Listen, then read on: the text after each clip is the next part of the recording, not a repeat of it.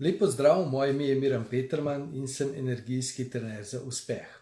Danes bi govoril o slovenskih in svetovnih bogataših. Kaj je prva misel, ki vam pride na misel, ki vam pride na misel, če vas vprašam, kaj si predstavljate pod bogastvom, bogataš, kdo je bogataš? Mogoče pomislite na sosedovega privatnika ali privatnika na koncu ulice, ki se vozi z Mercedesom, ima ponarejeno bilanco in zato ima lahko njegov otrok brezplačen vrtec in šolo. Ali pa potem pomislite na lastnika tovarne, ki stiska delavce, ki so na minimalcu in ima sam potem je nabral nek denar in ima neko jahto in se vozi z dobrim avtomobilom. Ali pa pomislite zopet na nekega prevaranta, ki odpira in zapira podjetje in nateguje ljudi in tako naprej. Glejte, Slovenija je mala in v Sloveniji je zelo malo pravih bogatašev.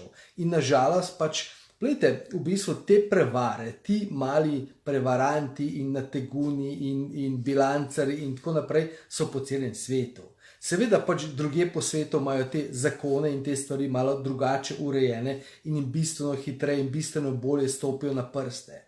Ampak dejstvo je, v Sloveniji je zelo malo nekih pravih bogatašev. Kaj to pomeni zame pravi bogataš? Pravi bogataš za mene ni neka oseba, ki ima veliko denarja, ker do veliko denarja lahko prideš na različne načine. Denar je nagrada za nekaj, kar nekomu narediš in ti je hvaležen in ti plača.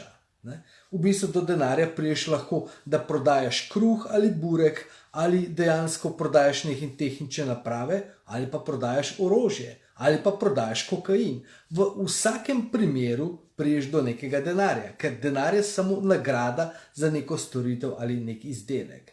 Ko govorim o bogataših, ko govorim o bogastvu, govorim o ljudeh, ki so prišli do denarja na etičen, ljudem prijazen način, ki so dejansko prišli do bogastva na pozitiven način, ki imajo pozitiven odnos do življenja, ki se razvijajo, ki dejansko podpirajo druge ljudi, ki podpirajo svoje zaposlene in ki prispevajo k družbeni vrednosti in tako naprej. Seveda problem je, da je Slovenija, kot sem rekel, majhna. Samo če pogledamo primerjavo, v Sloveniji najbogatejši Slovenci, najbogatejša Slovenca, mislim, da imata okrog 600 milijonov evrov. Če pogledamo samo malo niže po Balkanu, najbogatejši Srb ima 3 milijarde. To pomeni 5-krat več. To pomeni, da vsa ta situacija, ki jo imamo v Sloveniji, dejansko ni primerljiva. In niti podrazno ne more biti vzorčna.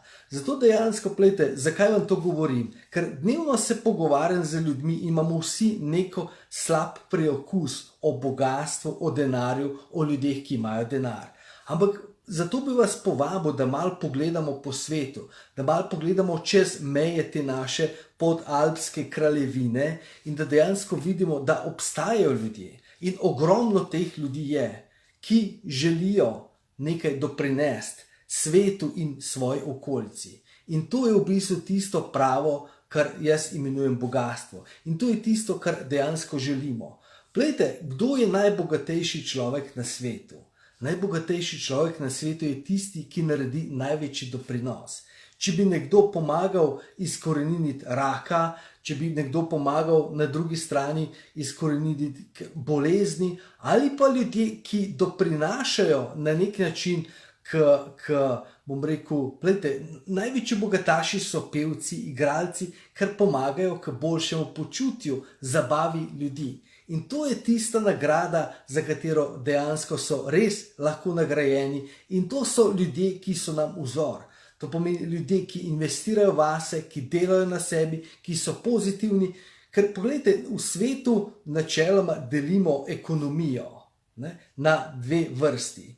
To je svetu prijazna ekonomija in svetu neprijazna ekonomija. In morate razumeti, da življenje, kamor gremo, čas, ki prihaja, dejansko je čas svetu prijazne ekonomije. In tega se moramo tudi mi tukaj v Sloveniji čedalje bolj zavedati In dejansko, ko se to zavedamo, da ta čas prihaja, da v bistvu čas dejansko ljudi, ki dejansko delamo na nek način v redu, ne, je absolutno blizu. Ne. In stara ekonomija, se vidite, recimo, če gledamo recimo staro ekonomijo, to so v bistvu težke predelovalne zadeve, bom rekel, industrije, ki niso prijazne okolju, ki niso prijazne ljudem, vedno teže Poglejte recimo samo, koliko se meso in mleko reklamirata in vse taki izdelki. Seveda pač v nekem trenutku, jaz imam tudi še vedno zelo rad jem meso in tako naprej, ampak v bistvu ta vsa industrija, ki je s tem povezana, je dejansko v zatonu.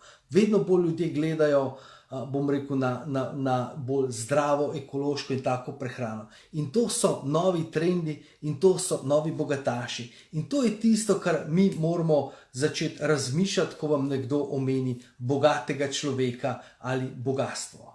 To je bilo eno kratko razmišljanje za danes.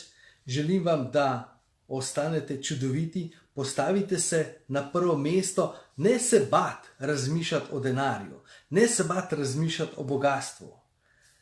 Super je, samo če gre v pravo smer. Želim vam čudovit dan in se kmalu zopet slišimo.